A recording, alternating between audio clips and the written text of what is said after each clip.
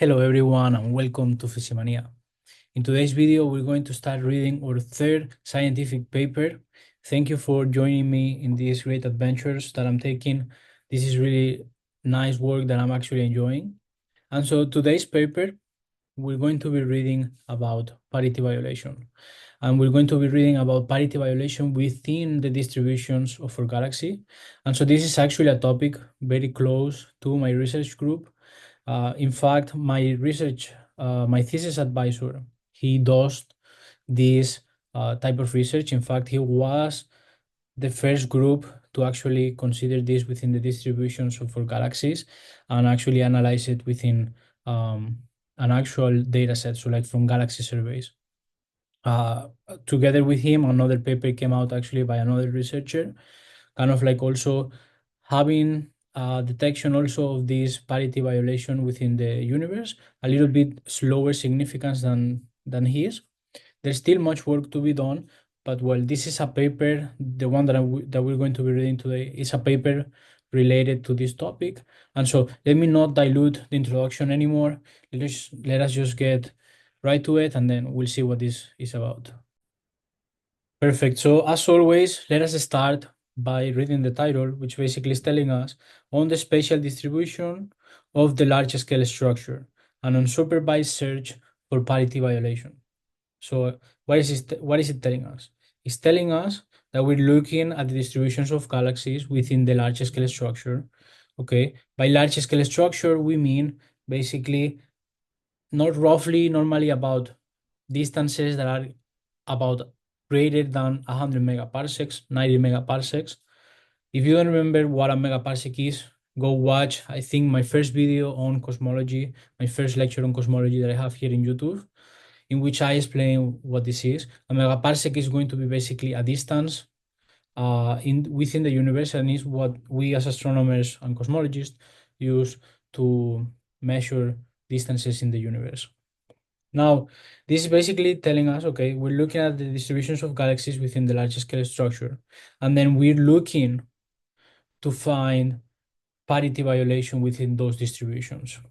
So, and as you can see, they're saying an unsupervised search. So basically, they're referring to machine learning methods. In specific, they will be referring to convolutional neural network, okay? But let me start by trying to explain what parity violation is and also giving you a little bit more of context about this parity violation search that we're going to read in just a few moments. So parity violation, okay, you can think of as, for example, when you stand in front of the mirror. When you stand in front of the mirror, your right hand becomes your left hand, and your left hand becomes your right hand.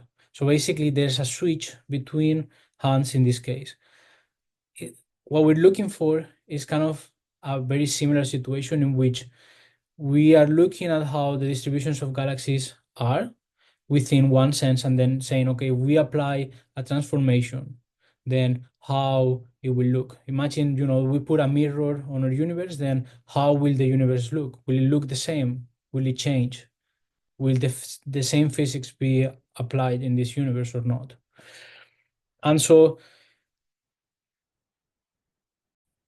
the main reason that we want to look for this type of rupture of the symmetry, in this case from parity, is because when we look at all of our forces in nature, like the gravitational force, the electromagnetic force, what we see is basically that there should be no rupture of this parity or this parity symmetry in the universe.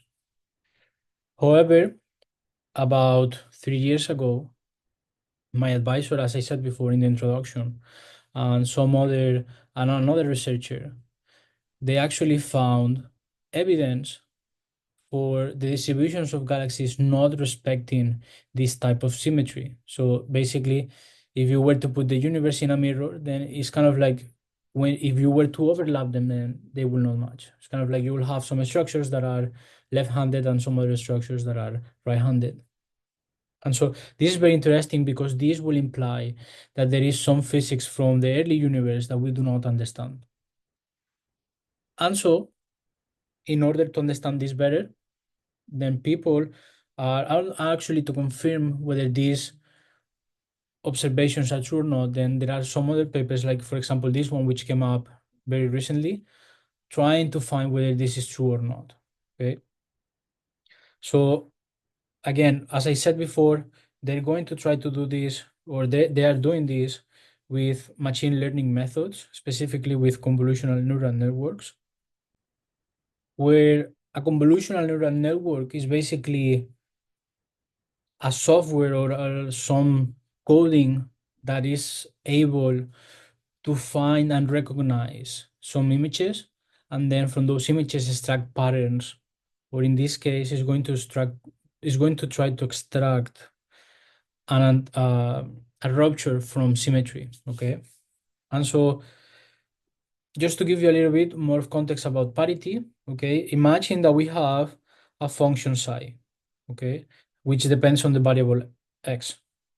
In this case, if we have a parity even psi or a parity even function, when we apply a parity transformation, then what we should expect to get is that this psi is the same psi as we had before. So it's not going to change.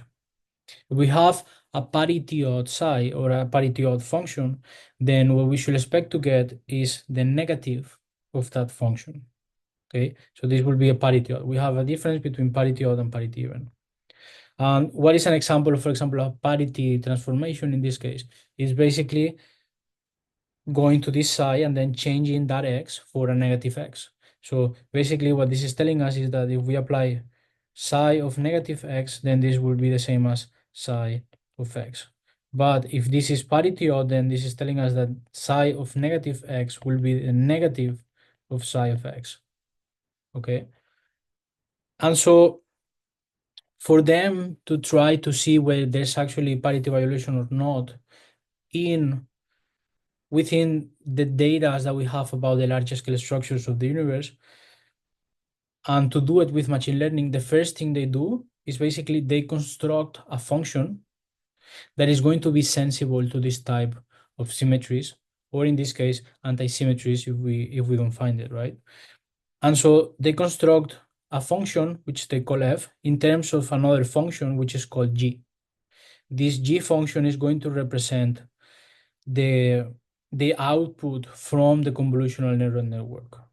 Okay, and so as you can see here in equation 1, and as they tell us in the paragraph right below it, it's telling us that this function is actually going to be sensible to parity violation. We see that if we apply the parity operator, then the first term is going to be gp of x, and then minus g of x. This is going to be the negative of that function.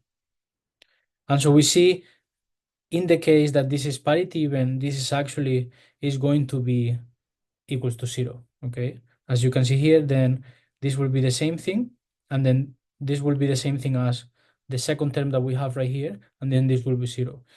If this was parity odd, then we will get negative 2 g of x, right? Because we will have that the first term will go to a negative g of x, negative g minus negative g is equal to negative 2 g of x. Okay, so basically it will depend on that function g. Now, given this this way of assessing this function that is going to assess parity violation for us, the next thing they really needed to do was actually validate that their methods are correct, and that if they give a set of controls to their machine learning to their machine learning algorithms, then they actually get the responses that they expect. What do I mean by that is that they can construct images. They can simulate some images which are going to involve, for example, just the distributions of galaxies. And so after having those, then what they do is they flip 50% of the images such that they can actually have a control group, right? And so within this control group, what this means is, since we have a two-dimensional image, if we flip that image, then it means that that image is going to be parity violation, is going to have a parity violation with respect to its original position. What do I mean by this is, for example, imagine we have a pen, right? And so this pen is drawn within a two-dimensional image. If we flip now the image, then my pen is going to look exactly on the opposite direction. So this is going to detect, the algorithm is going to be able to detect a parity violation signal from the flip of this image. So it's kind of like the same thing. So if they do not induce any more parity violation within their images, then whenever they analyzing those images, they cannot detect above a threshold of 50% from that control group, right? Because they are saying only those 50% of images are going to actually have parity violation. So this is a way of testing whether their method is actually correct or not for when they do not induce any more parity violation. Then they do the same thing where they are actually also incorporating more parity violation and making sure that the algorithm is actually able to detect it so that they know, okay, if we find it, it's because it is true. Okay, so basically this way of assessing is only trying to do is only trying to make sure that they detect parity violation when it's actually there and that they do not detect parity violation when it's not there. And so, and again, they do kind of like many different tests to try to assess this, as we can see in this table. But for example, as I was telling you at the beginning, right, when they do not incorporate any more parity violation, then the detection significance should not be above that 50%. In this case, the control group, they say it is 49.8%, and the detection should not be much greater than that. And as you can see, that's exactly what they achieve, and uh, it makes a very good. So this was their first validation method. However, this is only being done in a two-dimensional image, right? But what we know is that our universe is three-dimensional. So they need to try to incorporate in some way uh, a three-dimensional object, okay, or a three-dimensional way of analyzing whether they actually can detect parity violation or not. So what they do is they do the same type of two-dimensional images, but now they add a third color, which is going to be interpreted as the radial direction. So it's going to be basically assuming third dimensional um, that third dimension of the universe, and it's going to be basically kind of like interpreted as a three-dimensional image. They basically repeat the same type of analysis where they're trying to assess whether this has some validity and whether and making sure that the machine learning algorithm is not detecting parity violation when it's not there, and making sure that when it's there, it actually is able to detect it. Again, they do this type of methods, and they found, again, good agreements with what they expect. Another way in which they actually try to also assess the validity of their methods is by going and doing this type of analysis in a geometrical space. And I can explain exactly what I mean by this. So if you think about it, a line, for example, can be represented as a one-dimensional object. Then a triangle can be now represented as a two-dimensional object. And so what is the next geometrical object which can be represented in three dimensions? That is a tetrahedron, basically like a pyramid, okay, with 4 points.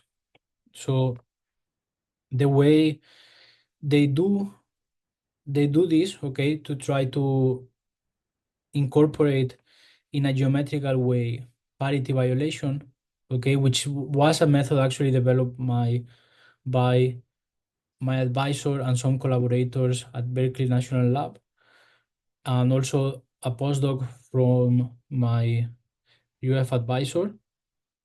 It's basically by using 4 points or using this type of pyramid or tetrahedral geometry, because when you use this type of three-dimensional objects, you can now be sensitive to parity violation. And so let me try to explain this with the image that they put below here.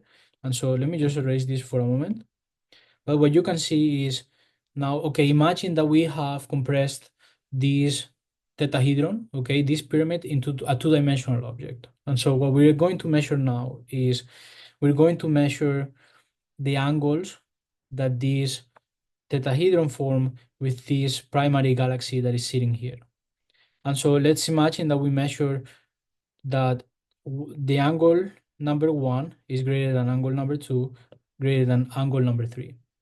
Then this actually is going to be able to give us a handness of this two-dimensional tetrahedron, right? Which in this case is going to tell us if we follow that same order from greater to smallest angle, then this is going to follow a counterclockwise direction. When we apply parity violation and then we apply this kind of like change in coordinates, what we're going to get is now basically that the 1 and 2 angles are going to switch positions. And so this is kind of like going to create a different rotation. And as you can see now, this will actually go in the direction of in the same direction as a clockwise, in a clockwise direction. And so this is a way in which you can also assess whether you have parity violation or not. Basically by trying to form these triangles in two dimensions and then seeing how the angles basically change their rotation when you apply this parity violation. To do this, basically also again, they will assess their methods by doing kind of like having a control group and then putting actually those parity violations, whether they're true or not. But now, again, we said the universe is not really two-dimensional, so they actually need a three-dimensional way of doing this. So they do that again, and basically now they incorporating the third dimension. And as you can see here on this image, then the by flipping the directions, okay, or applying these parity violation operators, then we can find whether this is going to have a counterclockwise direction or a clockwise direction, and then assess whether we actually are able to find parity violation within a given data set or not. And so given these methods and being validated by the simulations and the tool models, then they basically went and they tried to do this in the real data. They used specifically the BOSS catalog, and what they found using actually, so let me just tell you this again, using 12,000 images from where they had 2,400 for testing and 9,600 for training. They basically found that there is no detection of parity violation within the BOSS dataset, right? And so this is basically completely in contradiction also from what the other two groups that I told you about had found previously about 3 years ago. And obviously there's many things to be done still. I thought really this was like a very interesting result, a very interesting paper, so I wanted to share it with you because uh, whether whether this result is true or whether the other result from the other groups is true, then there's definitely new things that we really need to understand. So imagine, for example, that this paper ends up being true, there's actually no parity violation within the universe, then we really need to understand why are we actually detecting parity violation in the other investigations that people have made, and vice versa. Imagine then the other papers are actually right and this one is actually ends up being not true. Then we really need to understand where that parity violation is coming from. I mean, it's definitely implying new physics at some level, and it will be an amazing discovery. It will mean definitely that we really need to understand better how the universe works. So it will be a very interesting result. Now, I will also mention, for example, this this paper still, they said, okay, there's more work to be done to actually determine whether the paper is right or not. They only use, for example, the north part of the the data that they have. So basically, data normally is kind of like divided into whether you are observing the north part of the universe from the Earth, obviously. So you're observing from the north part of the Earth above, or you're observing from the south part below of the universe. Basically, they only used that north part of the universe. So we really need to make sure that also we include the south part, see how that actually, whether they actually are able to find the same thing or whether there is a discrepancy. And they also tell us basically that they really need actually better convolutional neural networks that are able to validate and to analyze three-dimensional structures, because obviously these convolutional neural networks that they have used is done for analyzing two-dimensional neural networks. So they really need to understand better how this will work for three-dimensional neural networks. And again, so there's definitely much more work to be done, but I think it's still very, very interesting result and something that I look forward to seeing how it pans out and what the universe actually has to tell us. So that is all for me. I hope you have liked this video and see you next time.